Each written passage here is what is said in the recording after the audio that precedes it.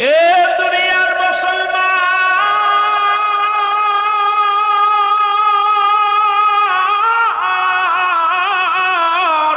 আমার রাসূল দেখে সাহাবীদের চোখে পানি, সাহাবীরা কান্দে, সাহাবীদের চোখের পানিগুলো বেবে অজরে নয়নে চোখের পানিগুলো পড়ে। আমার রাসূল বলে, সাহাবীরা রে তোমরা কেন কান্দো? বলে, হুজুর 3 দিন আগে বাবা মারা গেল, 1 সপ্তাহ আগে বাবা মারা গেল, 1 মাস আগে মা মারা গেল। এত বড় নিয়ামতের সংবাদ যদি আগে জানতাম নবী গো, ও মায়ের নবী, আজকে দুনিয়ার মধ্যে বাবাও নাই মাও নাই। আজকে যারা আমার বাবা মারে হারাইলা রে, এই সংসারে তাদের মা নাই, তার মতো দুঃখী আর দুনিয়ার মধ্যে নাই। এই সংসারে যাদের বাবা নামের বৃক্ষ বট গাছটা যাদের নাই, তাদের মতো দুঃখী আর দুনিয়ার মধ্যে নাই। থাকতে বুঝি নাই কি নিয়ামত, এখন বুঝি রে, এখন বুঝি, এখন বুঝি আমরা কি ঈদন হারায়া ফেলেছি। রাসূল বলে, সাহাবীরা তোমরা কেন কান্দো? বলে, ইয়া রাসূলুল্লাহ, ইয়া হাবিবাল্লাহ, এই আমলটা যদি কিছুদিন আগে জানতে পারতাম, জীবনেও বাবারে কষ্ট দিতাম না, আমারে কষ্ট দিতাম না। হুজুর বারবার সালাম দিতাম, মাকে সন্তুষ্ট করতাম, বাবাকে সন্তুষ্ট করতাম। আজকে দুনিয়ার মধ্যে বাবা নাই মা নাই, এই জন্য বড় কান্দি আমরা। আবার রাসূল বলে, সাহাবীরা রে তোমাদের যাদের মা নাই বাবা নাই, তোমরা কবরের পাশে দাঁড়ায়া যাবা, বেশি বেশি করে জিয়ারত করবা, জিয়ারত করিয়া রব্বে কারিমের দরবারে চোখের পানি ছেড়ে কানবার বলো, রব্বির গামহুমা কামা রব্বায়ানি সগীরা।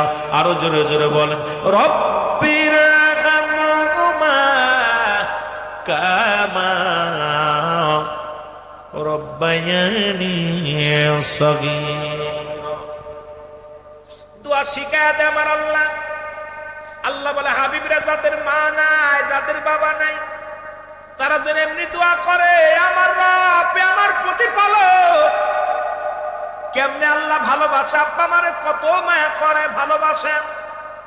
আপনার পিতা মাতার প্রতি আমার আল্লাহ নিজেই দোয়া শিখিয়ে দেয়। আদম আলাইহিস সালামের দোয়া শিখাইলেন, আদম দোয়া করে, রব্বানা যালামনা আনফুসানা ওয়া ইল্লাম তাগফির লানা ওয়া তারহামনা লানাকুনান্না মিনাল খাসিরিন। আদম কান্দে, আল্লাহ আমি জালিমদের অন্তর্ভুক্ত হয়ে গেছি, আমারে তুমি ক্ষমা করে দাও। ইউনূস আলাইহিস সালাম কাল্লা দোয়া শিখিয়ে দেয়, লা ইলাহা ইল্লা আনতা সুবহানাকা ইন্নী কুনতু মিনাজ জালিমিন। আল্লাহ জালিমদের অন্তর্ভুক্ত হয়ে গেছে, আমারে তুমি ক্ষমা করে দাও। আর আমার নবীর আল্লাহ দোয়া শিখিয়ে দেয়, যাদের আব্বা নাই মা নাই, তারা যেন দোয়া করে, রব্বির গামহুমা, আমার সাথে পড়েন, রব্বির গামহুমা কামা রব্বায়ানি সগীরা। আর একটু জোরে জোরে বলেন, রব্বির গামহুমা কামা রব্বায়ানি সগীরা। জোরে জোরে চিল্লায় বলা যাবে না মারহাবা। আল্লাহ ডাকতে বলে, হাবিব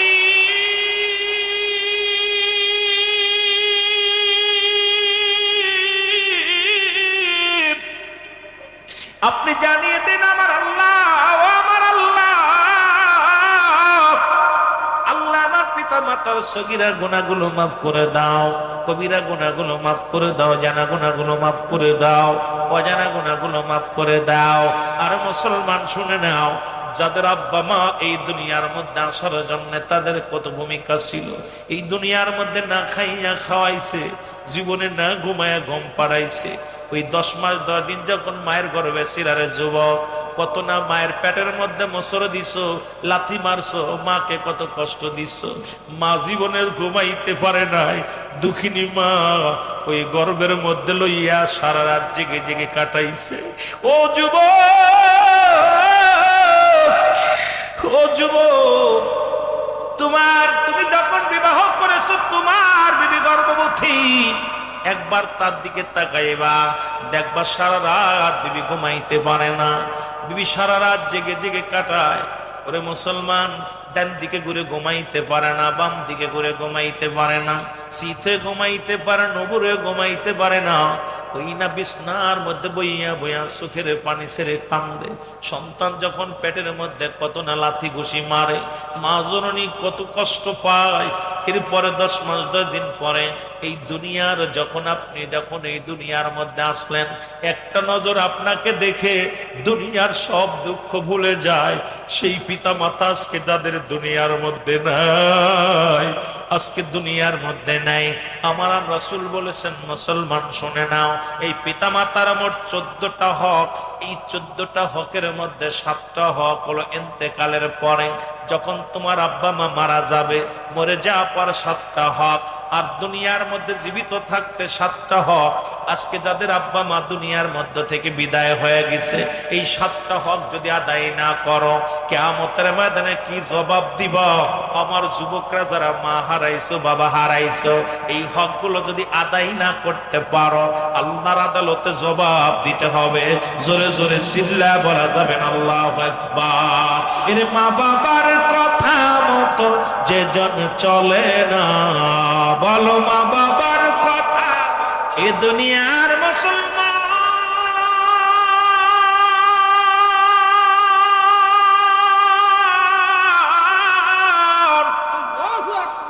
আমি বলি আজকে যাদের আব্বা মা নাই তাদের 1 নাম্বার হক শোনাবো। ইন্তেকালের পরে 7টা হক। যাদের আব্বা নাই, মঞ্চে যারা বসে আছে অধিকাংশই বাবা মা হারায় ফেলেছে, নিজেদেরও যাওয়ার সময় হয়ে গেছে। কখন জানি আমি আপনি চলে যাই। 1 নাম্বার হলো তাদের জন্য মাগফিরাত কামনা করতে হবে। জোরে জোরে চিল্লায় বলো মারহাবা। এখনকার মৌলবীরা তো শুধু বেদাত আর নাজায়েজ বলে ঘোষণা করলেন। 1 নাম্বার রাসূল বলেছে তোমাদের পিতা মাতার জন্য আমার আল্লাহ শিক্ষা দিয়েছে আমার হাবিবরে। হাবিব বলছে তার উম্মতের ডাকি, আর উম্মতেরা শোনো, 1 নাম্বার তোমাদের আব্বা মা যখন দুনিয়া থেকে চলে যাবে, বেশি বেশি করে তাদের জন্য মাগফিরাত কামনা করবা। কারণ তাদের জন্য 1 নাম্বার মাগফিরাত কামনা করবা। তার জমিনে তার দিয়া এই বাড়িতে বাস করো, তার দিয়া এই ঘরের মধ্যে বাস করো। সবচেয়ে বড় পাপ হলো তোমার আব্বা মা এই দুনিয়ার মধ্যে তোমাকে আনার জন্য যে ভূমিকাটা পালন করেছে রে যুবক। এই দুনিয়ার মধ্যে অনেক যুবক কয় বাবা মা কি দিছে? ওই পশু পাখি তো সন্তান জন্ম দেয়, তারাও তো বাচ্চা জন্ম দেয়। তো আজকে যারা অনেকেই বাপ মারে অভিশাপ দেয়, বাপ মারে গালি দেয়, আমি কই যুবক রে, তোরা এখনো বুঝতে পারিস নাই তোরে দুনিয়ায় আনার জন্য বাবা মায়ের যে ভূমিকা পালন করেছে। তোর মা যে 10 মাস 10 দিন তোরে গর্ভে ধরেছিল, কত কষ্ট করেছিল। এই বাবা মায়ের ওসিলায় এই দুনিয়ার আলো বাতাস দেখলাম, এই দুনিয়ার মধ্যে তাদের আলো বাতাস দেখলাম, দুনিয়ার মায়া ধরলাম, এই দুনিয়ার মধ্যে সুন্দর জীবন যাপন পাইলাম। সেই জন্য মুসলমান শুনে নাও, 1 নম্বরে মা বাবার জন্য প্রথম মুসলমান মাগফিরাত কামনা করতে হবে। 2 নাম্বার হলো তাদের জন্য সব রেশানি করতে হবে। জোরে জোরে চিল্লায় বলা যাবে না মারহাবা। আজকে আলেমরা তো দোয়া করতেই চাই না রে। আরে আলেমরা শুনে নাও, সারা জীবন ইমামতি কইরা টাকা নিলা, মাস্টারি কইরা টাকা নিলা, কয় বেদাত বেদাত। আমি যদি বলি একটা হুজুর দেখা দেন ওয়াজ করে টাকা নেওয়া জায়েজ আছে, মুসলমান শুনে নাও, ইমামতি করে টাকা নেওয়া জায়েজ আছে, মুয়াজ্জিমগিরি করে টাকা নেওয়া জায়েজ আছে। বাবারে এই মসজিদে জারু দিয়া টাকা নেওয়া জায়েজ আছে। একটা দলিল দেখাইতে পারবা না, কারণ মৌলভী সাহেব শুধু কয় বেদাত, হাত উঠায়া দোয়া করলে বেদাত। আরে কপাল পুরারা শোন, দুনিয়ার মধ্যে সব। 2 নাম্বার হলো তাদের জন্য বেশি বেশি সব রেশানি করতে হবে গো। তাদের জন্য বেশি বেশি দোয়া করতে হবে।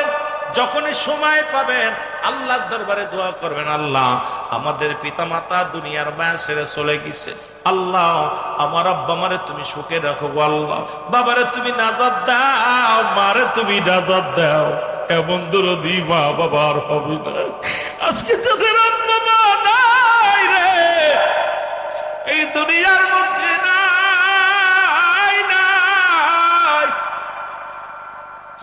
আল্লাহ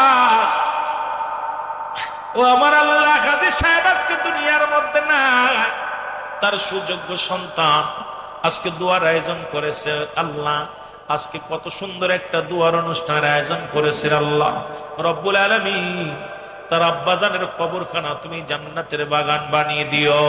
জোরে জোরে চিল্লায় বলা যাবে না আল্লাহু আকবার। এই দুনিয়ার মুসলমান কবির মনোযোগ, যে দোয়া শিখিয়ে দিছে আমার আল্লাহ, যে দোয়া শিখে দিছে আমার হাবিব, সেই দোয়া আমরা করতে চাই কি চাই না?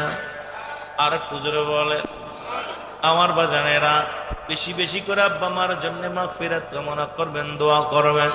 2 নাম্বার হলো তাদের জন্য সবরেশানি করা। 3 নাম্বার হলো পিতামাতা ইন্তেকালের পরে পৃথিবীর মধ্য থেকে বিদায়ের পরে শরীয়ত মোতাবেক তাদের ওসিয়াত গুলো পালন করা। পৃথিবীর মধ্যে বাবা মা দুনিয়া থেকে বিদায় হয়ে যাওয়ার পর অনেক সন্তানেরা আছে বাবা মারা বাধ্য, বাবা মরণের আগে হাতটা ধরে বলে রুহুল আমিন রে এই কাজটা করবি, এই কাজটা করবি না, এটা দান করবি, এটা দান করবি না, এখানে যাবি, এখানে যাবি না। কিন্তু বাবা মা মরে যাওয়ার পর সন্তানেরা ভুলে যায়। শরীয়ত মোতাবেক 3 নাম্বার হলো তাদের ওসিয়াত পালন করা। শরীয়ত মোতাবেক হওয়া লাগবে। যদি এখন আপনার আব্বা মুসলমান হয়ে যদি বলে আপনি একটা মন্দির বানায়া দিবেন, যাবে না। যদি বলে গান্দা টানবি, টানা যাবে না। যদি কয় মদ পান করবি, খাওয়া যাবে না। কারণ পৃথিবীর মধ্যে শরীয়ত মোতাবেক কোরআন হাদিস ইজমা কিয়াস দ্বারা যেটা বৈধ রে মুসলমান। এমনকি যদি আপনার বাবা মা বলে যায় দুনিয়ার মধ্য থেকে বিদায়ের সময় যদি বলে যায়, শরীয়ত মোতাবেক ওসিয়াত গুলো পালন করতে হবে। জোরে জোরে চিল্লায়া বলা যাবে না আল্লাহু আকবার। এ যুবক শোনো শোনো গো, 4 নাম্বার হলো বাবা মা যখন মারা যাবে, বাবা মা যদি ঋণগ্রস্ত হয়ে যায়, কোনো দিনা পাওনা থেকে যায়, আমার রাসূল বলছে সঙ্গে সঙ্গে ডেকে ডেকে তাদের পরিশোধ করো। কারণ দিন খেলাফি থাকিয়া যদি বাবা মা মারা যায়, যতক্ষণ পর্যন্ত এই ঋণ খেলাফি যার কাছে করেছিল ওই ব্যক্তি ক্ষমা না করবে, আল্লাহর আদালতে সে ক্ষমা পাবে না। সুতরাং তুমি ঘুরিয়া ঘুরিয়া মহল্লার মধ্যে তোমার বাবার বন্ধুদের সাথে গড়ো, মার বান্ধবীর সঙ্গে খোঁজ নাও, খোঁজ নিয়ে নিয়ে খবর নাও বাবা মা দিনা আছে কিনা, বাবা মা কার সঙ্গে ভালো সম্পর্ক ছিল তাদের সঙ্গে খবর নাও। এই পিতা মাতার রাসূল বলছে যখন তোমাদের পিতা মাতা ইন্তেকাল করবে সঙ্গে সঙ্গে মুসলমান শুনে নাও তাদের দিনাদায় পরিশোধ করতে হবে, বাবা মার দিনাদায় গুলো পরিশোধ করতে হবে। এখন আমাদের দেশে একটা রেওয়াজ দেখি রে, জানাজা নিয়া যখন লাশ সামনে লইয়া ছেলে ডাক দেখ, আমার আব্বা যদি কারুর কাছে দিনা পাও না তাকে মাফ করে দিও, আর যদি পায়া থাকো আমার কাছে পরিশোধ করে দিব। তোর বাবারে ছোট বানাইলি হাজার মানুষের সামনে, মুসলমান না। কারণ বাবা ইন্তেকালের পরে তো আগেও জানো বাবা কাদের সঙ্গে লেনদেন করত। তোমার তো অনেক সময় জানা আছে, অনেক সময় না জানা থাকলে বাবার বন্ধু বান্ধবের সঙ্গে গোপনে খবর নিয়া তুমি দিনা পাও না গোপনে মিটিয়া দিবা। কারণ মুসলমান শুনে নাও, শরীয়ত মোতাবেক এই ওসিয়াত গুলো পালন করবা, মুসলমান দিনা পাও না গুলো পরিশোধ করবা। আমার রাসূল বলেছে 4 নাম্বার হলো, ও যুবক শুনে নাও, 5 নাম্বার হলো পৃথিবীর মধ্যে পিতামাতা ইন্তেকালের পরে পিতামাতার আত্মীয়স্বজন যারা থাকবে তাদের সঙ্গে যোগাযোগ সুন্দরভাবে করা লাগবে। এখন আপনি ধনী হয়ে গেছেন, দেখা যায় মামারা বড় গরিব, মুসলমান খালারা বড় গরিব, চাচারা বড় গরিব, দেখা যায় বাবার ভাই গরিব, বাবার ভাইয়ের আপনি খোঁজ খবর নেন না, আপনার বাবা কবরে কষ্ট পাবে, আপনি বাবার মায়ের হক আদায় করলেন না। খুব খেয়াল করবেন বাবারা আমার, এই 4 নাম্বার 5 নাম্বারটা ভালো করে খেয়াল করবেন। রাসূল বলছে যখন তোমাদের পিতা মাতা মারা যাবে গো, ওই বাবা মায়ের আত্মীয়স্বজন, মা সঙ্গে সুসম্পর্ক রাখতে হবে, তাদের সঙ্গে যোগাযোগ নষ্ট করা যাবে না, তাদের সঙ্গে বন্ধুতার আত্মীয় মুসলমান শিরচ্ছেদ করা যাবে না, তাদের সাথে আত্মীয়তার বান্ধন নষ্ট করা যাবে না, তাদের সঙ্গে আরো সুন্দর আলাপ আলোচনা করতে হবে, তাদের সাথে আর সুসম্পর্ক বজায় রাখতে হবে। যে তোমার বাবা মারে যদি কবরে শান্তিতে রাখতে চাও, তোমার বাবারে যদি কবরে সুখে রাখতে চাও, তোমার মাকে যদি কবরে সুখে রাখতে চাও, অবশ্যই অবশ্যই তোমার মা বাবার আত্মীয় স্বজন, তোমার মার আত্মীয় যেটা ভাই বলো, তোমরা যারা মামা বলো, যারা তোমরা খালা বলো, খালো বলো, এই মামা মুসলমান মামার বাড়ির কুল, মামার বাড়ি কুল, বাবার বাড়ি কুল, তোমরা যারা চাচা বলো, চাচাতো ভাই বলো, তাদের সঙ্গে সুন্দর ব্যবহার, সুন্দর আচরণ তাদের সাথে করা লাগবে। এই আত্মীয় স্বজন যদি তোমার দ্বারাই কষ্ট পায়, তোমার আব্বা মাও কবরের মধ্যে বড় কঠিন আযাবের মধ্যে থাকবে। এই জন্য রাসূল বলছে, খবরদার খবরদার, ওই পিতামাতা যখন মারা যাবে, ওই পিতামাতার আত্মীয় স্বজনের সঙ্গে সুন্দর ব্যবহার করা লাগবে। জোরে জোরে চিল্লায় বল আল্লাহু আকবার। ওরে মা বাবার কথা মতো যে জন চলে না, বলো মা বাবা, আরো জোরে জোরে বলেন, মা বাবার কথা মতো যে জন চলে না, আল্লাহ নবীর দয়া তার পাবে না। বলো আল্লাহ নবীর দয়া। মা বাবার কথা মতো যে জন চলে না, বলো মা বাবার কথা মতো যে জন, আল্লাহ নবীর দয়া তার পাবি না। বাইরে আল্লাহ নবীর দয়া। সুন্দরী বিবি পায়া তাদের বুইল না, দুদিনের বিবি পায়া তাদের বুইল না। আল্লাহ তাআলা তোমার উপর রাজি থাকবে না, আল্লাহ তাআলা তোমার উপর খুশি হবেন না। মা বাবার কথা মতো যে চলে না, বলো মা বাবার কথা মতো। ওরে আল্লাহ নবীর দয়া তার পাবি না। ও বাইরে আল্লাহ নবীর দয়া। মা বাবা তোর অতি আপন, তাদেরকে করো যতন। মা বাবা তোর অতি আপন, তাদেরকে করো যতন। ওরে মায়ের কোলে কষ্ট দিলে আল্লাহ সহে না, বাবার মনে কষ্ট দিলে আল্লাহ সহে না। আল্লাহ নবীর দয়া তারা পাবি না। বাইরে আল্লাহ নবীর দয়া। মা বাবার কথা মতো যে জন চলে না, বলো মা বাবার কথা মতো। আল্লাহ নবীর দয়া তারা পাবি না। বাইরে আল্লাহ নবীর দয়া। এ দুনিয়ার মুসলমান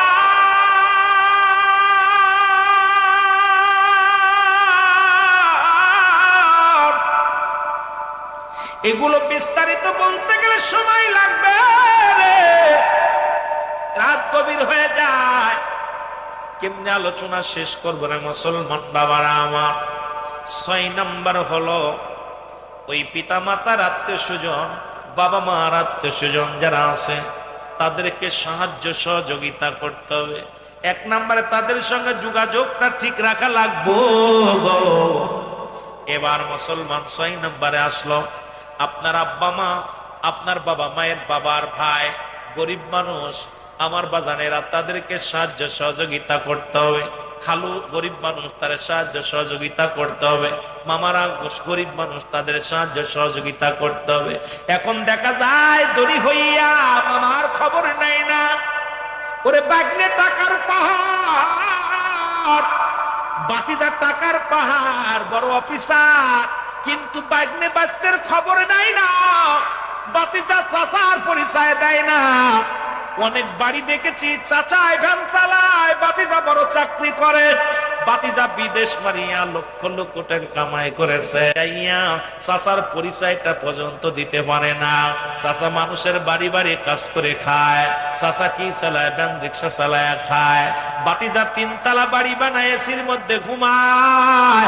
কসম আল্লাহ, তোর বাবা মারে যদি সুখে রাখতে হয়, যদি বাবা মারে সুখে রাখতে হয় কবরে, আমার রসুলের কথা, ইসলামের বিধান শুনে নাও, ইসলামের বিধান শুনে নাও। তোমার চাচা, তোমার চাচা তো ভাই যারা আছে তাদেরকে তুমি সাহায্য সহযোগিতা করো।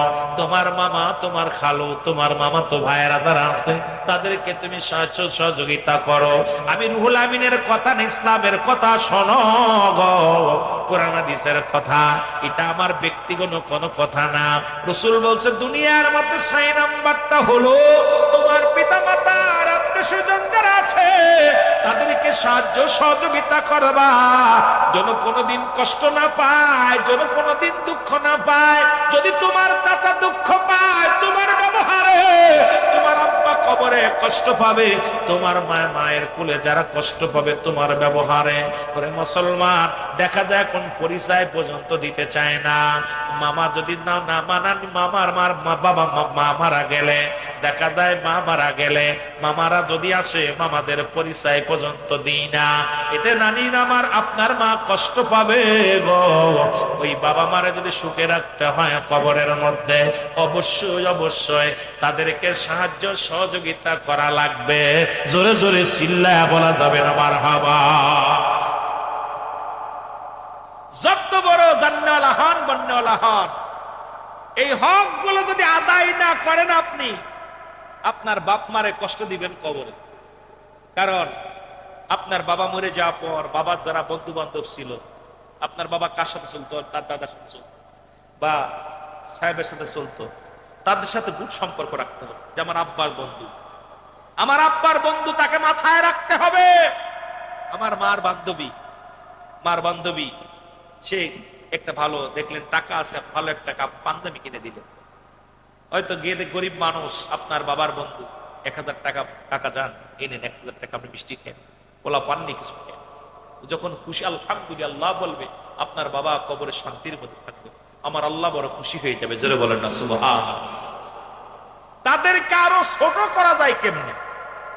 অনেক আছে বাবার বন্ধু, বাবা চলতো, অনেক বাবার বন্ধুরা গরিব আছে, পরিচয় জানে, ছেলে বিদেশে যাইয়া কামাইছে মাল।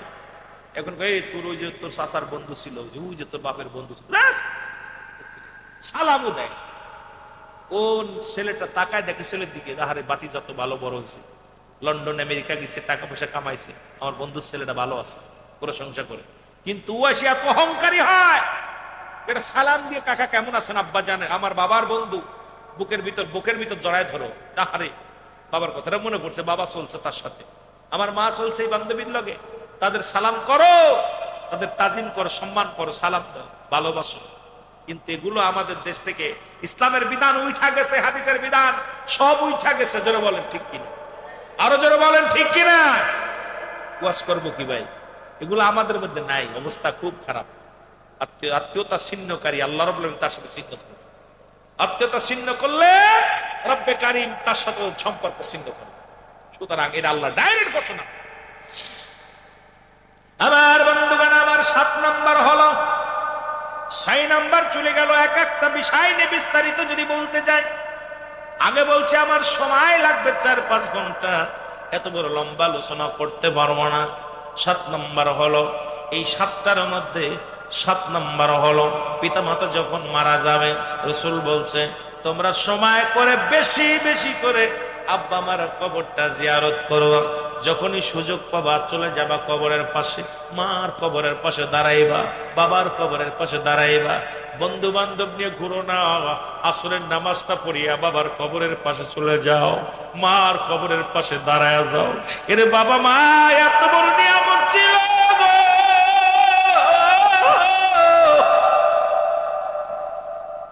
আজকে বছরেও একটা দিন সুযোগ পাও না, মাসে একদিন সময় পাও না রে।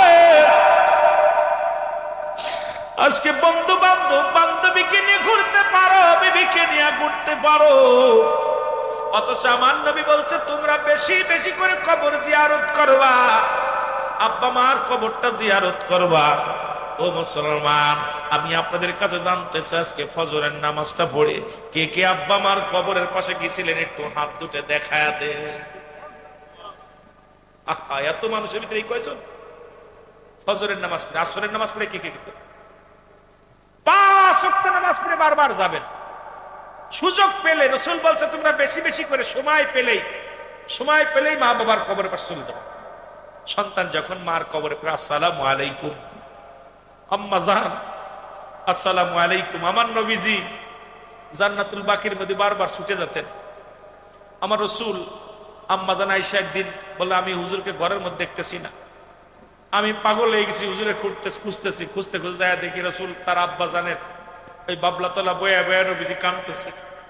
আমি রাসূল পিছনে যায় দেখি রাসূলের দাড়ি মুবারক ভিজে ভিজা টপ টপ করে পানি পড়তেছে। রাসূলুল্লাহ, আমার রাসূলুল্লাহ চোখের পানি ছেড়ে কাঁদতেছেন হাওমা করে।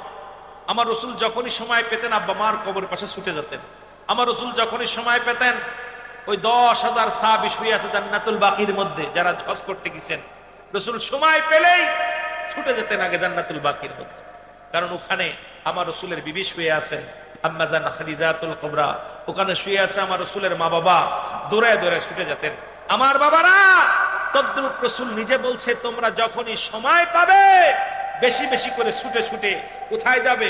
তোমার আব্বা মার কবরের পাশে যাবে। জোরে বলেন মারহাবা, আর একটু জোরে বলেন মারহাবা। তদ্রূপ আপনার মা বাবাকে পৃথিবীর মধ্যে এমন ভাবে শ্রদ্ধা করবেন, কিসের বিবি, কিসের ভাই, কিসের বন্ধু দেখার সময় নেই, কিসের পীর, কিসের অমক, কিসের তমক দেখার সময় নেই। পিতা মাতা যতদিন থাকবে সবচেয়ে বড় শ্রদ্ধাশীল হবে আপনার মা, আপনার বাবা। জোরে বলেন মারহাবা। আগে তোর মারেছে, কিন্তু দেখা যায় ঘন্টার পর ঘন্টা বিদেশ থেকে ফোন দিয়া বিভিন্ন আড্ডা মারে, আয় রে বিবি দেখে দেখে কথা কয়, আর মা দূর থেকে চোখের পানি ফেলে। বাবাই কয় আরে কি সন্তান রে, বললাকে ঘন্টার পর আলাপ করে, কিন্তু আমি মার কথা একবার জিগেল না, বাবার কথা একবারে জিগেল না। তোর মতো কপাল পোড়া জীবনে সুখী হতে পারবে না, তোর মতো কপাল পোড়া বাবার হক আদায় করতে পারবি না, জীবনে হক আদায় করতে পারবি না। এই জন্য আমি অনুরোধ করব, বাবা মার সঙ্গে যেখানেই থাকেন না কোনো যোগাযোগটা ঠিক রাখবেন, যোগাযোগটা ঠিক রাখবেন। চাকরি করেন ঠিক আছে, যোগাযোগ ঠিক রাখেন। বিদেশে আছেন ঠিক আছে, যোগাযোগ ঠিক রাখেন। আল্লাহ আমাদের বুঝার তৌফিক দান করুক, সকলে বলো না আমিন, আরো জোরে বলেন আমিন। সুতরাং লম্বা আলোচনা শেষ করা তো সম্ভব না বাজান। আমার বাবারা গভীর মনোযোগ। এই মাসে হযরত আইয়ুব আলাইহিস সালাম পোকা থেকে রক্ষা পেয়েছিলেন। সুতরাং এই মাসটার খুব গুরুত্বপূর্ণ মাস। এই মাসের সর্বোপরি হলো আল হাসান হুসাইনের মহব্বতের ফয়েজ ও হৃদয়, আশিকদের দিন। হাসান হুসাইনের মহব্বতে যাদের চক্ষু দিয়া মাসের চোখের মধ্যে একটু পানি গড়াইয়া পড়বে, ইয়াউমুল কিয়ামতের ময়দানে রাসূলে পাক সাল্লাল্লাহু আলাইহি ওয়াসাল্লাম ওই উম্মতকে হাত ধরে জান্নাত দিবে। সুবহানাল্লাহ বলেন। তাহলে হাসান হুসাইনকে ভালোবাসার দরকার আছে কিনা? আরো জোরে। এই মাসে একটা রোজা ছিল, সেই রোজাটা হলো 9 মুহররম। যে ব্যক্তি একটা রোজা করতে পারবে 9 দিন, যে রাত্রে 10 যেদিন রাত্র 10 দিন ছিল 9, এ পুরো 1 বছরের সমস্ত গুনাহ আল্লাহ মাফ করে দিবে। এই মাসের গুরুত্ব অনেক। এই মাসে সেই রসুলে পাক সাল্লাল্লাহু আলাইহি সাল্লাম, আমার ভাই গফফার সাহেব আলোচনা করলেন রসুলের ভালোবাসার বয়স। যে ব্যক্তি রসুলে পাক সাল্লাল্লাহু আলাইহি ওয়াসাল্লাম যাকে এত মায়া করেছেন, ভালোবেসেছেন, যিনি জান্নাতের সরদার হবে, আল হাসান আল হুসাইন যুবকদের সরদার, ইনাকে যারা হত্যা করেছিল তারা কি মুসলমান দাবি করতে পারে? আরো জোরে বলেন। অল্প সময় আপনাদেরকে নিয়ে আলোচনা একটু করে আমি আমার বাকি আলোচনার দিকে যাব, সময় দিতে পারবো না। যারা বলে এজিদের যোগ্যতা ছিল এই জন্য এজিদ দেশ পরিচালনা করেছিল, এজিদ 3 বছরে দেশ পরিচালনা করেছিল। কয় বছর? যেটা বলেন ক্ষমতা লুবি এজিদ বাল হুয়া খেলাফ। এই দুনিয়াটা পচা দুর্গন্ধ মরি, মানুষের চরিত্র হলো কুকুরের চরিত্র। ঠিক এজিদের চরিত্র ছিল কুকুর স্বভাব। পৃথিবীর মধ্যে এমন একটা স্বভাবের মানুষ ছিল যাকে এজিদের প্রশংসা যারা করে, আমিরুল আমিন সিদ্দিকের ফতোয়ায় এই পৃথিবীর মধ্যে সবচেয়ে পথ বলা মানুষ তারা। যেটা বলেন ঠিক কিনা? তাদের সাথে আপনার আমার কোনো সম্পর্ক থাকতে পারে?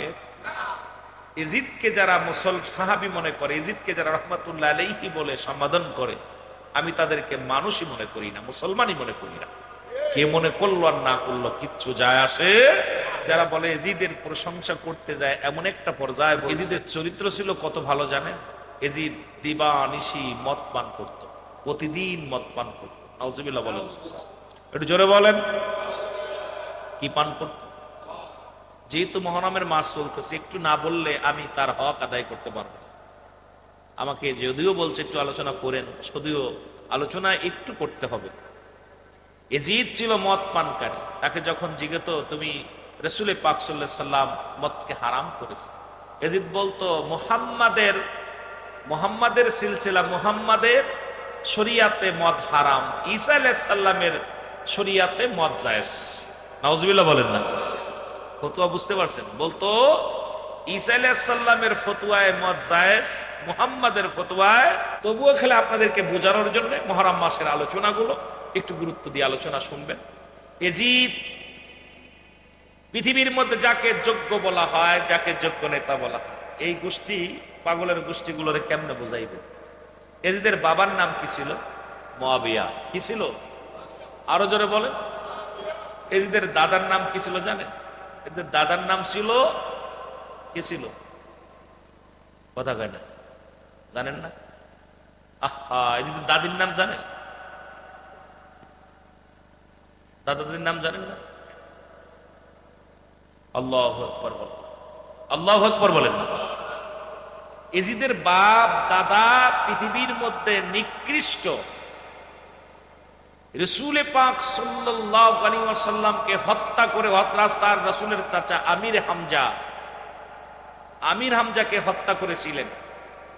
আর আমির হামজার কলিজা ফেরে, কলিজাটা বুকটা ছিঁড়ে কলিজা খেয়েছিল রাসূল। ওই এজিদের দাদি নাম তার হিন্দা। নাম কি? আরো জোরে। আর রাসূল এই হিন্দার স্বামীর নাম ছিল কি ছিল জানেন? কথা বলেন না। হিন্দার দাদার নাম জানেন? হিন্দার যিনি পৃথিবীর মধ্যে সবচেয়ে আবু সুফিয়ান। কি না? আরো জোরে। পৃথিবীর এজিদের দাদার নাম কি? এটা জোরে বলেন না, ভালো করে বুঝে নিবেন। আবু সুফিয়ানের বিবি ছিল হিন্দা। আবু সুফিয়ান ছিল নিকৃষ্ট একজন ব্যক্তি, যিনি রাসূলের দুশমন, দুশমনের আসল। আর তার বিবি ছিল আরো দুশমন, সবচেয়ে বড় কাফের। এই কাফেরের নাতি ছেলে হলো এজিদ। আর এজিদের আব্বার নাম ছিল আরো জোরে বলেন মুআবিয়া। যারা বলে এজিদের বড় যোগ্য ছিল, রাসূলের চাচা, আমার নবীর চাচা আমির হামজা রাদিয়াল্লাহু তাআলাকে হত্যা করে এই হিন্দার এজিদের দাদি আইয়া বুকের পরে পাড়া দিয়া বুকটারে ছিঁড়া এরপরে কলিজাটা বাইরা করে চাবায়া খাইছিল। তাহলে ওর বংশগত কত নিকৃষ্ট। আর আমার যাকে হত্যা করেছিল হযরত হুসাইন রাদিয়াল্লাহু তাআলা, তার মার নাম হলো মা ফাতেমাতুজ জাহরা। জোরে বলেন না সুবহানাল্লাহ।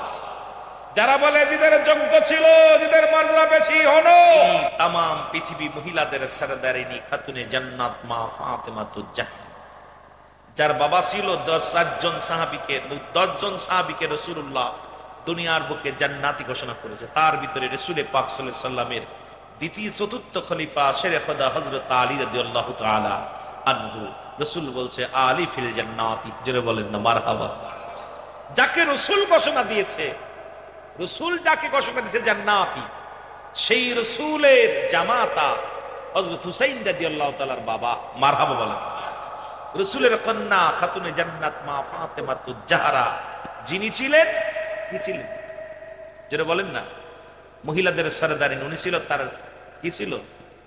কথা বলে না মা। এ মুসলমান, বাবা মা কত বড় মর্যাদা রাসূলের। আমার বাবারা আমার এই হযরতে হুসাইন রাদিয়াল্লাহু তাআলা, হযরত মুহাম্মদুর রাসূলুল্লাহ সাল্লাল্লাহু আলাইহি ওয়াসাল্লাম। মুসলমান ইতিহাস জানতে হবে, ওয়াজ শোনার দরকার নেই, খালি সুর শুনবেন না। খালি সুর নয়, জানার দরকার।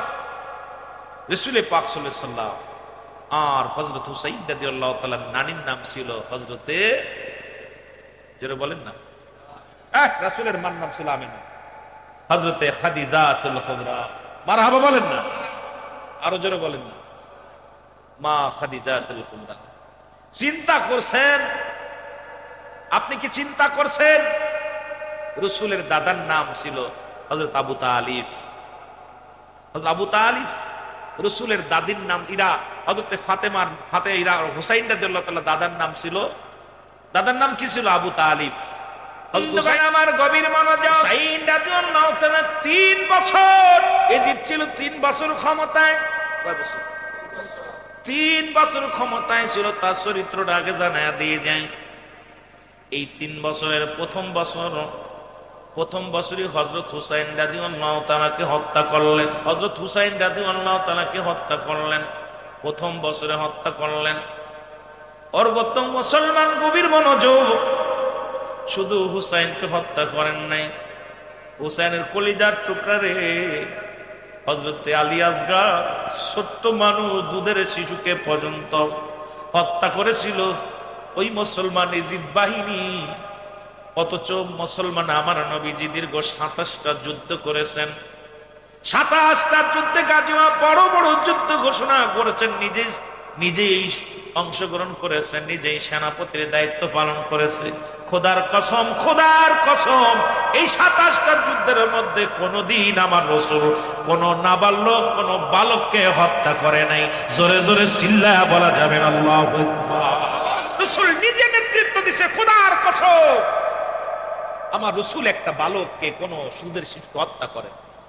আর এই ভণ্ড প্রতারক দুধের শিশু আলী আসগরকে দুনিয়া থেকে বিদায় করে দিয়েছিল। হুসাইন রাদিয়াল্লাহু তাআলাকে হত্যা করলেন প্রথম বছর। 3 বছর ক্ষমতা চরিত্র শোনেন। প্রথম বছরে যখন এই মসনদে বসলেন, ক্ষমতায় বসলেন, প্রথম বছরেই রাসূলের কলিজার টুকরো হাসান হুসাইন, যিনি জান্নাতের সরদারে, মা ফাতেমার কলিজার টুকরা রে, যুবকদের জান্নাতের সরদার হযরত হুসাইন রাদিয়াল্লাহু তাআলাকে চিরবিদায় করে দিয়েছিল। সেদিন নানু নানু বলে ইয়া মুহাম্মাদান বলে কেঁদেছিল। জোরে জোরে চিল্লায়া বলা যাবে না আল্লাহু আকবার। ওই বুঝি রে আর বালার জারি শোনা যায়, বলো বুঝি রে কারবালার মাতুম জারি কোলে লইয়া দুধের শিশু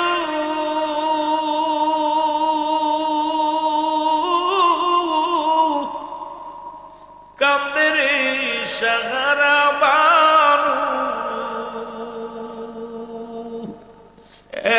এক ফুটা পানি নাহি দিলি তারে, ওরে এক ফোঁটা পানি নাই দিলি না তারে, কাদের আওলাদে নবীর দলে, ওই বুঝি রে কারবালারি মাতুম জারি শোনা যায়। এ দুনিয়ার মুসলমান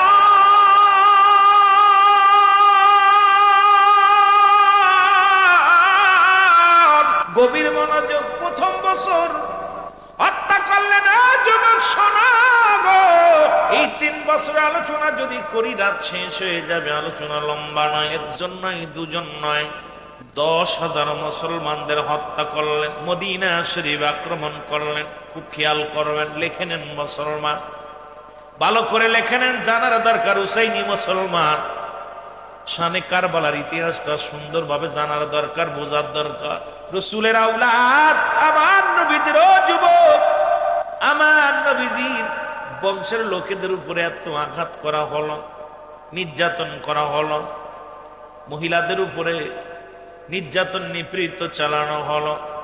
দ্বিতীয় বছরে মদিনা থেকে একজন নয়, দুজন নয়, 10,000 মুসলমানদেরকে হত্যা করা হলো। এই 10,000 মুসলমানের ভিতরে রাসূলের 700 সাহাবী ছিল। আজকে যে সমস্ত মৌলবীর গোষ্ঠীরা বলে সাহাবীদের সমালোচনা করলে ঈমান থাকবে না। আমি বলি মৌলবীরা, ওরে আমার নবীর সাহাবীদের হত্যা করলে যদি তারা সাহাবীদের হত্যাকারীকে যারা রাহমাতুল্লাহ বলে, আজকে যারা সাহাবীদের সমালোচনা করলে বলো তার ঈমান থাকবে না। আমার নবীর শত শত সাহাবীদেরকে যারা হত্যা করেছিল এজিদ বাহিনী, তাদেরকে কেমনে তোমরা তাদের আলোচনা করো, তাদেরকে কেমনে রাহমাতুল্লাহ বলো? বড় কষ্ট হয়, অন্তর কাঁদে, বড় জানতে ইচ্ছা করে। জোরে জোরে চিল্লায় বলো ঠিক কিনা? আজকে আমরা খালি কারবালার ওয়াজ করে চলে যাই, ইতিহাসটা আলেমরা পড়ে না, জানেও না, বলেও না। এই এজিদ বাহিনী লোকেরা, এজিদের দোসররা, তাদের উপরে সোয়ার হয়েছিল। লজ্জা লাগে বলতে গেলে, বলতে গেলে বুকের ভিতরে আঘাত লাগে, বলতে গেলে কলিজা আঘাত লাগে। আমার রসুলের আমার রসুলের আহলে বায়াতদেরকে, আমার রসুলের বংশের মা বোনদের ইজ্জত লুটে নিছে। আমার রসুলের মা বোনদের লাইনটা করে রাস্তা দিয়ে ঘুরিয়েছে, রাস্তা দিয়ে হাঁটিয়েছে। 1000 মেয়ে গর্ভবতী হলো, তাদের স্বামী ছিল না। দ্বিতীয় বছরে সকলেই সন্তান ডেলিভারি হলো। 1000 মহিলার গর্ভে থেকে সন্তান হলো, 1000 ছেলে মেয়ে হলো। পিতৃহীন, তাদের কোনো পিতার পরিচয় নাই। আজকে যারা এজিদের গুণগান গায় মঞ্চে বসে, আমি মনে করি ওরাই যারা সন্তান, তারা কোনোদিন এজিদের প্রশংসা করতে পারে না। বলে অনেক বলতেছিলাম, 3টা বছরের কাহিনী যদি বলি রাত কেটে যাবে, 2-4 ঘন্টা আলোচনা করতে পারবো। খালি কারবালার ওয়াজ করি, সবাই খালি কারবালার ওয়াজ করি, খালি হাসান হুসাইনের ওয়াজ করি, কিন্তু শেষ পরিণাম কি হলো? অতীতের এসে নিশ্চয়ই ভালো হবে রে ভবিষ্যৎ। একদিন সুখী হবি তুই লুবি তার পানে সমাহার।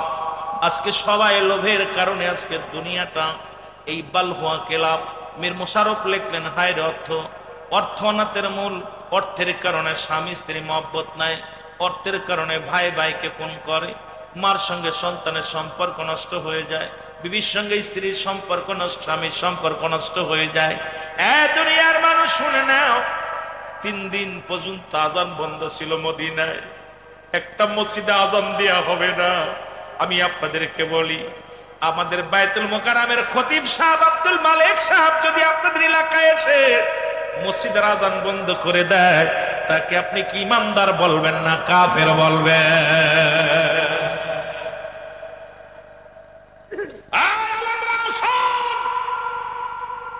আমি সিদ্দিকী সাহেব বলে যাই, মদিনার সমস্ত মসজিদের আজান বন্ধ করে দিয়েছিল। মসজিদে কোনো আজান দিতে দেয় নাই, মসজিদে কোনো নামাজ পড়তে দেয় নাই। 3 দিন পর্যন্ত তালা লাগিয়ে দিয়েছিল মসজিদে। তাকে যারা মুসলমান বলে, তাকে যারা মুসলমান বলে, খোদার কসম করে বলি, আমি তাদেরকে মুসলমান বলতে পারি না। যারা বলেন ঠিক কিনা? যারা তাদেরকে মুসলমান মনে করে, আমি তাদেরকে মুসলমান বলতে পারি না। কারণ যারা আজান বন্ধ করে দেয়, যারা নামাজ বন্ধ করে দেয়, তারা কি ইসলামের শত্রু না বন্ধু? আজকে ভারতের মধ্যে অসংখ্য মসজিদ ঘুরিয়ে দিয়েছে, মুসলমানদের কলিজায় লাগছে না? কথা কয় না? লাগছে। আল্লাহর ঘর, আল্লাহর ঘর যারা তালা মারতে পারে, আল্লাহর ঘরে যারা আজান বন্ধ করে দিতে পারে, তারা কখনো তাদের যোগ্যতা ছিল? যারা বলে এজিদের যোগ্যতা ছিল বলে চেয়ারে বসেছিল, যারা বলে এজিদের ক্ষমতায় বসেছে, এজিদ নিষ্পাপ, এজিদ কোন অন্যায় করে নাই, এজিদ কোন ভুল করে নাই। আমি বলি এদের মতো ধোঁকাবাজ, এদের মতো মুনাফিক পৃথিবীর মধ্যে আর কেউ নাই। এই মাসটা আসলে আমি আমার পীর কেবলা কাজানকে দেখেছি শুধু কাঁদতে। কারণ আমি ছোট্টবেলা আমার পীরের কদমে আমার মুর্শিদ শুধু কাঁদতেন, হাওমাও করে কাঁদতেন। হুসাইনের প্রেমে আমার পীর কেবলা যেন অসংখ্যবার আমি দেখেছি তার চোখ দিয়ে পানি পড়তে, কারণ ধৈর্য ধরতে পারতেন না।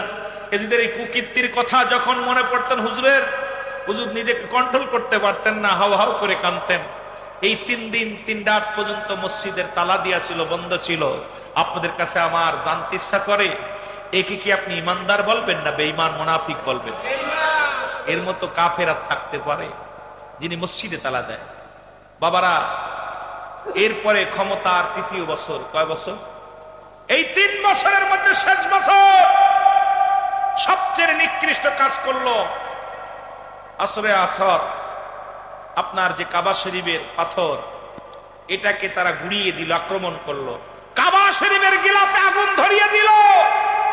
এই মুনাফিকেরা শোন, ইয়াজিদের ছেলেরা শোন, ইয়াজিদের বাচ্চা যারা আছো, বাংলাদেশ নয় বহির্বিশ্বে যারা ইয়াজিদের সন্তান আছো, ইয়াজিদের কুসন্তান আছো, ওই যারা সন্তান আছো, তারা শুনে নাও, আমিরুল আমিন সিদ্দিকের কণ্ঠ থেকে শুনে নাও, যে ব্যক্তি কাবা শরীফে আগুন লাগাইতে পারে সে কি কোনোদিন মুসলমান থাকতে পারে?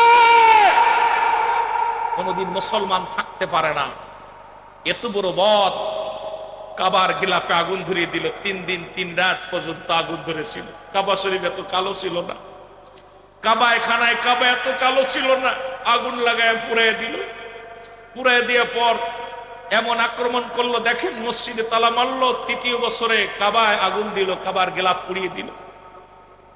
যে ব্যক্তি এজিদ ওই কাবায় আগুন দিয়েছিল, আমার বাজানেরা গভীর মনোযোগ, তখন নবী বংশের মানুষ যখন বেইজ্জতি হলো, যখন গর্ভপাত হলো, এজিদের কিছু ভালো লোক ছিল, ওর বংশে ছিল কিন্তু ওর পক্ষে ছিল, তারপরেও হুসাইনকে ভালোবাসতো, তারা ভয়ে তাদের দল করত। তখন তারা দোয়া করতো আল্লাহর দরবারে, যায় নামাজ বিছ, আল্লাহ গোপনে নামাজ পড়তো, আল্লাহ তুমি এজিদকে এমন রোগ দাও যে রোগে এজিদ যেন শেষ হয়ে যায়। আল্লাহ রাব্বুল আলামিনের দরবারে কবুল হয়ে গেল। এই 3 বছর ক্ষমতায় থাকা পর এজিদের এমন মহামারী রোগ হলো, আমার বাবারা আমার, এমন কঠিন রোগ হলো, শুধু পিপাসা পানি, পৃথিবীর সব পানি খাতে পারবে এমন মনে হলো। পিপাসায় কাতর, একটু পানি যেই খাইতে পেটে ব্যথা হয়ে যেত, যখনই পানিতে মুখ দিত সঙ্গে সঙ্গে পেটে ব্যথা শুরু হয়ে যেত। এই পিপাসায় কাতর হয়ে গেল। এজিদ চিৎকার মেরে মেরে কাঁদতো, চিৎকার মেরে মেরে কাঁদতো। সব লোক বলতে, এজিদ তুমি ক্ষমা চাও, তার নবী বংশকে শেষ করেছো। হুসাইন রাদিয়াল্লাহু তাআলা যে নিয়া মুহাম্মাদান বলে চিৎকার মেরেছিল, ওই চিৎকারে রাসূল রওজা পাকে থাকতে পারে নাই, কারবালায় ছুটে এসেছিল। সুতরাং তুমি ক্ষমা চাও, ক্ষমা চাও, কিন্তু ক্ষমা চেয়ে হবে কি? হুসাইনকে হত্যা করার পর আমার নবীজি কষ্ট পেয়েছে, হাসান হুসাইনকে হত্যা করার পর আমার মা ফাতেমা কষ্ট পেয়েছে, ছেলে খোদা হযরত আলী কষ্ট পেয়েছে, গোটা মক্কার মুসলমানেরা কষ্ট পেয়েছে, গোটা পৃথিবীর মুসলমান কষ্ট পেয়েছে। যাদের হুসাইনি রক্ত আছে তাদের দেহের মধ্যে, তারা কষ্ট পেয়েছে। এই এজিদ এমন এমন কষ্ট পেয়ে, এমন রোগে আক্রান্ত হয়ে ধুকে ধুকে জীবনে একটু পানি খাইতে পারে নাই। যখনই পানি খাইতো যন্ত্রণা বেড়ে যেত, পিপাসায় ঠোঁটটা শুকিয়ে গেছে। আমার আল্লাহ রাব্বুল আলামিন তাকে পিপাসায় কাতর করে দুনিয়া থেকে নিয়েছে। সুতরাং এই মুনাফিক, দুষ্ট, ভণ্ড, লম্পট, গুন্ডা, বদমাইশকে যারা এজিদ রহমাতুল্লাহ বলে, আমার দেশের কিছু পীর সাহেব তারা মঞ্চে বসে বলে এজিদ রহমাতুল্লাহ বলে, এজিদ 100 রাকাত নামাজ পড়তো, কুরআন তেলাওয়াত করতো। এই ভণ্ড প্রতারক যারা এজিদের প্রশংসা করে, আপনারা জীবন দিয়া দিবেন তবুও তাদের পক্ষে থাকবেন। রাজি আছেন সবাই? রাজি আছেন? আমি অনুরোধ করব হুসাইনের পক্ষে থাকবেন, হুসাইনের রাসূলের আহলে বায়াতের পক্ষে থাকবেন, সত্য ইসলামের পক্ষে থাকবেন। যারা বাতিল ধারণ করছে বুকে, যারা হুসাইনকে হত্যা করেছে, তাদের সঙ্গে, তাদের বন্ধু, তাদের ভালোবাসা আমরা অর্জন করতে চাই না। জোরে বলেননি, ঠিক কিনা? বিদায় দাও, চির বিদায় দাও হে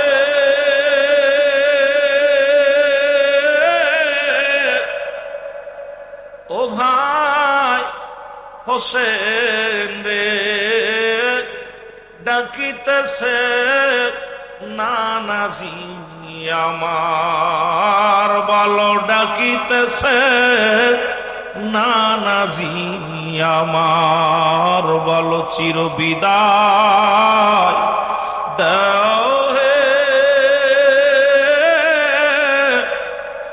ও ভাই হোসেন রে, ডাকিতেছে নানাজি আমার, বলো ডাকিতেছে ও ভাই হোসেন রে।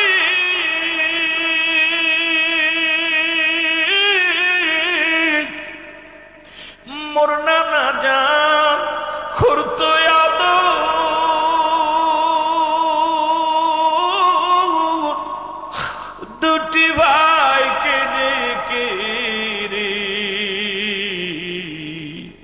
আজি আমি নিলাম ধরাতে বিদায়, ও ভাই হোসেন রে ডাকিতেছে নবীজি আমার, ডাকিতেছে নানাজি আমার। ও ভাই হোসেন রে আমার পরে আসবে বিপদ,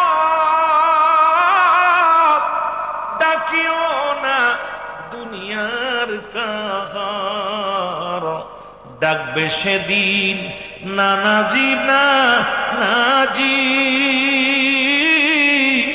বলে। ও ভাই হোসেন রে ডাকিতেছে নবীজি আমার, ডাকিতেছে নানাজি আমার। হুসাইন দাদান দাদি আল্লাহ তাআলা বলে গেছেন, হুসাইন আমার পরে যখন বিপদ আসবে পৃথিবীর কাউরে স্মরণ করবি না, স্মরণ করবি রাহমাতুল লিল আলামিনকে। আর আমরা মুসলমান হুসাইনি সৈনিক যারা, যখনই বিপদ আসবে, যখনই আমাদের কোন বিপদের সম্মুখীন হয়ে যাব, দয়াল নবী রাসূল পাক সাল্লাল্লাহু আলাইহি সাল্লামকে স্মরণ করব। আল্লাহ জন প্রিয় নবীজির ওসিলায়, উনি আল্লাহর ওসিলায় আমাদের উপরে রহমত দান করে। জোরে জোরে চিল্লায় বলেন না মারহাবা, আর একটু জোরে জোরে চিল্লায় বলেন না আল্লাহু আকবার। যদিও কথা অনেক ছিল কারবালার প্রান্তর আলোচনা, যদি আল্লাহ বাসায় রাখে আলোচনা করবো আর একদিন। সুহাদায়ে কারবালার স্মরণে আলোচনা করবো, আজকে আলোচনা নয়। কারণ পৃথিবীর মধ্যে মুসলমান, এই পৃথিবীর মধ্যে রাসূলের ভালোবাসায় হলো প্রকৃত ঈমান। নবী বলেন হায়াতে খায়রুল লাকুম, আমার হায়াতের জিন্দেগিটা আমার উম্মতের জন্য কল্যাণ স্বরূপ। ওফাতি খায়রুল লাকুম, রাসূল বলে আমার ওফাতটা, আমার ইন্তেকালটাও উম্মতের জন্য কল্যাণ স্বরূপ। সুতরাং নবীজিকে ভালোবাসা ঈমানি দায়িত্ব, রাসূলকে ভালোবাসা ঈমানি একটা দায়িত্ব। জোরে বলেন ঠিক কিনা? কিবলা জান হুজুর বলতেন, বাবা তার নবীর প্রেম ভালোবাসা যার অন্তরে যতটুকু, তার ঈমান বলতে ততটুক। নবীর প্রেম ভালোবাসা যার অন্তরে নাই, তার ঈমান বলতে কিছু নাই।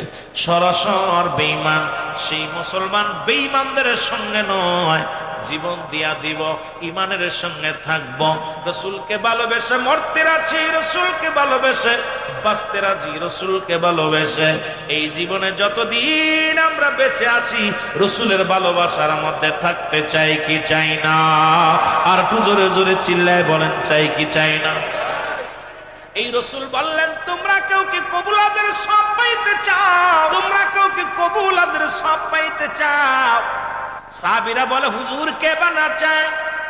রাসূল বললেন, শোনো, পৃথিবীর মধ্যে তোমাদের যাদের পিতা মাতা জিন্দা আছে, খুব খেয়াল, আজকে আমার ভাইজান দুনিয়া থেকে চলে গেছেন, আমার কেবলা জানো হুজুরের আদরের মুরিদ ছিলেন। আমার নবীর কথা শোনেন, নবীজি বলছে তোমাদের পিতা মাতার আলোচনা করতে যায়, রাসূল কত সুন্দর আলোচনা করেছে শোনো। নবীজি বলছে তোমাদের পিতা মাতা পৃথিবীর মধ্যে যাদের জীবিত আছে শুনে নাও, তোমরা কে কি কবুল হজের সব পাইতে চাও? রাসূল বললেন, সাহাবীরা বলে হুজুর কে বানা চায়? নবী বললেন, তোমার পিতা মাতার মুখের দিকে যখন মায়ার নজরে তাকাইবা, তোমার আব্বা মা যখন সন্তানের দিকে মায়ের নজরে তাকাইবে, সঙ্গে সঙ্গে তার আমলনামায় একটা কবুল হজের সব লেখা হয়ে যাবে। জোরে বলেন না সুবহানাল্লাহ। বাবা মা শুধু তাকাইবে আপনার দিকে, মায়ের নজরে তাকাইবে। ও বন্ধুগণ, মায়া করে তাকাইবে, ভালোবেসে তাকাইবে, আপনার আমার আমলনামায় একটা করে কবুল হজের সব হয়ে যাবে। সাহাবীরা বলে, ইয়া রাসূলুল্লাহ, ইয়া হাবিবাল্লাহ, এই আমলটা যদি একাধিকবার হয়, একাধিকবার যদি আমার আব্বা মা তাকায়, আমিও যদি আব্বা মার দিকে তাকায়, রাসূল বললেন যতবার যতবার তোমার বাবা তোমার মা তোমার দিকে মায়ের নজরে তাকাবে, যখন তোমার দিকে ভালো নজরে তাকাবে, তোমার আমল নামায় ততবার একটা করে কবুল হজরের সব লেখা হয়ে যাবে। আজকে প্রেমিকার দিকে তাকাও, বন্ধুর দিকে তাকাও, বান্ধবীর দিকে তাকাও। তুমি মাকে এত ভালোবাসো, বাবাকে এত ভালোবাসো, যেন বাবা মা তোমার মুখের দিকে মায়ের নজরে তাকায়, এত বড় সবের অধিকারী হয়ে যাবা। জোরে জোরে চিল্লায় বলো ঠিক কিনা। ওরে আমি যদি যাই গো মারা, আমি যদি যাই গো মারা বিদেশের মাটিতে, লাশটায় আমার পৌঁছাই দিও মায়েরই কোলেতে। বলো লাশটায় আমার পৌঁছাই দিও, আরো জোরে বল, লাশটায় আমার পৌঁছাই দিও মায়েরই কোলেতে। ওরে আমি যদি যাই গো মারা, আমি যদি বিদেশের মাটিতে, লাশটায় আমার পৌঁছাই দিও মায়েরই কোলেতে। বলো লাশটায় আমার পৌঁছাই দিও বাবারি। ও গ্রামবাসী রে,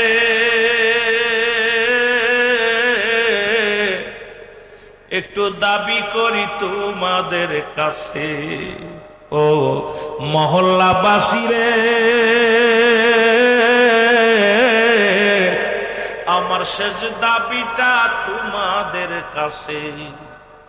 জন্মের পরে যে কোলেতে রাখছে আমার মা,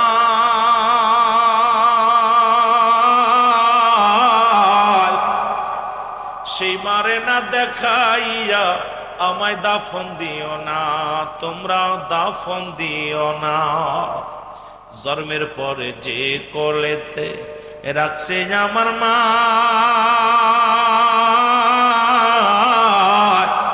সেই মারে না দেখাইয়া আমায় দাফন দিও না, আমায় কাফন দিও নাই।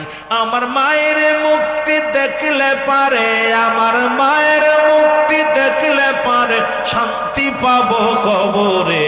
লাশটায় আমার পৌঁছাই দিও মায়েরই কোলেতে। সবাই আওয়াজ দিয়ে চিল্লায় চিল্লায় বলেন লাশটায় আমার পৌঁছাই দিও। আরো জোরে জোরে বলেন লাশটায় আমার পৌঁছাই দিও। ওরে আমি যদি যাই গো মারা, আমি যদি বিদেশের মাটিতে, লাশটায় আমার পৌঁছাই দিও মায়েরই কোলেতে। বলো লাশটায় আমার। এই জগতে মায়ের মতো নাই কেউ আপন।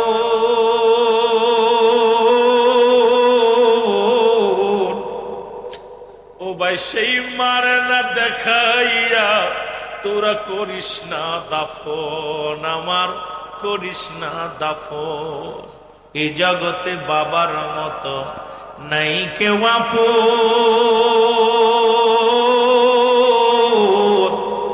আমার সেই বাবারে না দেখাইয়া তোরা দিসিনা রে দাফন, আমার দিসিনা রে দাফন।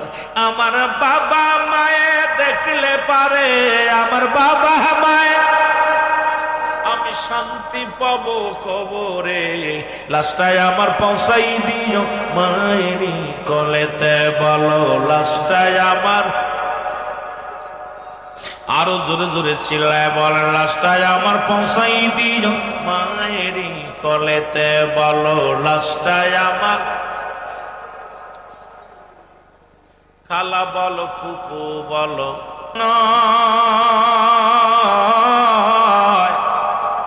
চাচা বলো, খালু বলো, বাবার মতো নাই কেহ, বাবার মতো নয়।